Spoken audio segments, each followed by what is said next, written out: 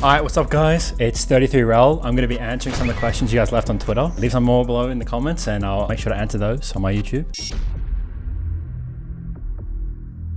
Yeah, let's start off with VA Massimo, who asked, when did you start playing Fortnite competitively? I feel like most of you guys know I'm a bit of an OG. I started like right at the beginning before there was any money. We used to queue up scrims by going like 3, 2, 1 and then trying to queue into the same pub match. So like I've been playing Fortnite forever, like literally since the spawn of it. FBI Middle asks, how do you manage pro play and uni? I feel like it's pretty easy. You just gotta make sure you stay on top of your uni work. I've been pretty lucky. My exams have like avoided the times of tournaments, but yeah, it's not too bad as long as you stay on top of it. School was harder than uni for me, so I really don't think it's too hard. You just gotta stay on top of it, really. VA Cross asks, what did your parents originally think about you playing Fortnite competitively? I was on a gap year. I just finished school, so they weren't too stressed what I was doing, and because COVID hit, it's like everyone was staying home anyway. And then when money started coming in, they were just pretty supportive. I think they always wanted to push me away from playing games too much, as every parent would, but they also like understood if I could, you know, make a career, they were gonna support it. So I'm pretty lucky in that department. I know a lot of people struggle with that. Bridget asks, what has surprised you the most about being an esports pro and streaming? I don't know if it's a surprise, but you're a lot more of a target when you're streaming. So that's one thing when you combine being a pro and streaming.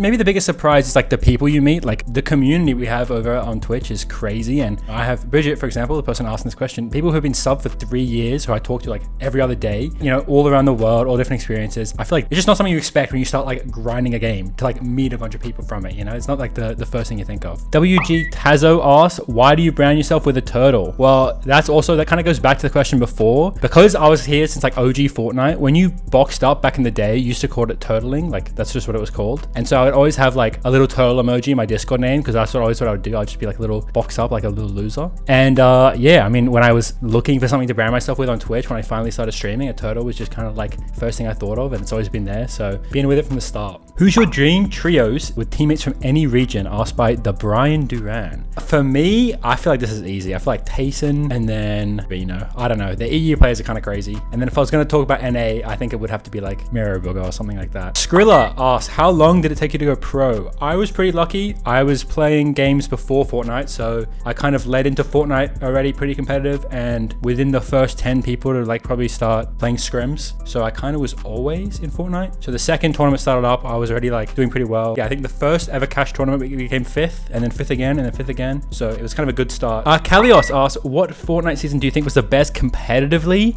It would definitely have to be one of the early chapter 2 seasons. I think those were actually really good. Until Mythics were added, that wasn't too competitive. That's just competitively. I feel like the best season for fun was probably either Stark season or season 9, which are kind of the more chaotic seasons, but that's what makes it fun to like grind arena and stuff. So Anna asks, what's a big factor in your choice to continue streaming? I mean, I feel like at this point, it's almost like a natural part of my life, you know, just streaming, talking to people, and like when I play, I normally just start up stream. I don't know, for me, I feel like even if it like disappeared, I think it's always gonna be a hobby. It's just fun once you get used to it. I used to face this big problem of like, you'd stream and you'd be kind of like, you'd play so much worse on stream. But I think once I got past that, I could really appreciate like the community and all the fun in it. It's always kind of nice when you pop off, like me and I look over and see a bunch of pogs in chat. There's nothing that really beats it. It just makes it so much better. Pizza Queen asks, what games did you play before Fortnite? So I played Overwatch a bunch, and then I moved into PUBG and I just played that with mates. I never played games with people online. I was always just playing with my IRL mates. But then PUBG, we were pretty sweaty, and from PUBG we moved into Fortnite, and that's the first game where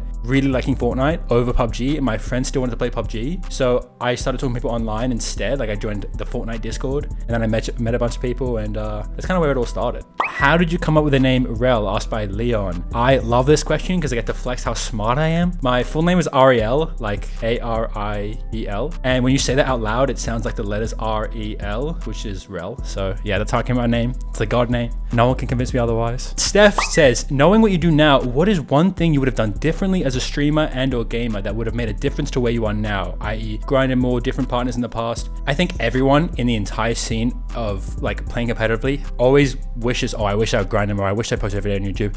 That is something that kind of everyone wishes. So I feel like it's almost unrealistic to like hold yourself accountable too much to it. I think I'm fortunate in the way that I've always just done what I enjoyed, and I've never pushed myself too hard because I never want it to be something that I don't enjoy. It's like the big thing. So I think the only thing I would have changed is I wish I did start streaming earlier, and I wish I got through that that barrier of, oh, I play bad on stream, so I'm not going to stream. Because, you know, I didn't stream for probably 1.5 years where I was full grinding, like insane at the game, like playing with Fresh, for example. I just wasn't streaming. Obviously I didn't really care, and I still don't care that much, but it does suck that I was held that back, like by the idea that I play worse on stream, which is true, but you know, you just get over it. So I wish I just got over it sooner. Ignite Elliot, what was your opinion on Team 33 before joining? I mean, I think everyone knows Team 33 is like the GOAT West Org, and then they moved to NA and they dominated NA, and then they just moved to Brazil, dominated Brazil. So when I got the opportunity to join 33, it was a no-brainer. It's like, yeah, this org knows what they're doing. They're popping off in Fortnite. Like, this is the one to join. Very high opinions, and they've held it. I love the people on 33. Total Tavern's my GOAT, so yeah, love the org. Goals for the season.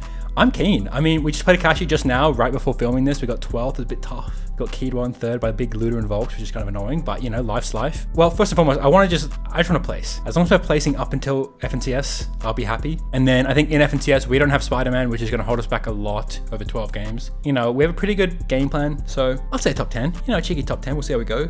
A dude asked, what was your course and subjects in college? I think Australians call it university. We do call it university, and my major is digital cultures, which is like, there's like a bit of games in it, like media, rhetoric, like kind of broad. And then my minor was psychology, but I'm thinking of changing it to management. We'll see how we go. Doing pretty broad subjects right now that apply to like a lot of things, so I can transfer into what I really want to do when I find out what that is. But right now I'm enjoying it. Bit of a grind, but you know, it is what it is. I'm on a break now, so I'm pretty chill. Thank you guys for all the questions on Twitter. Make sure you guys leave some more below and I'll get to answering them. And yeah, cheers.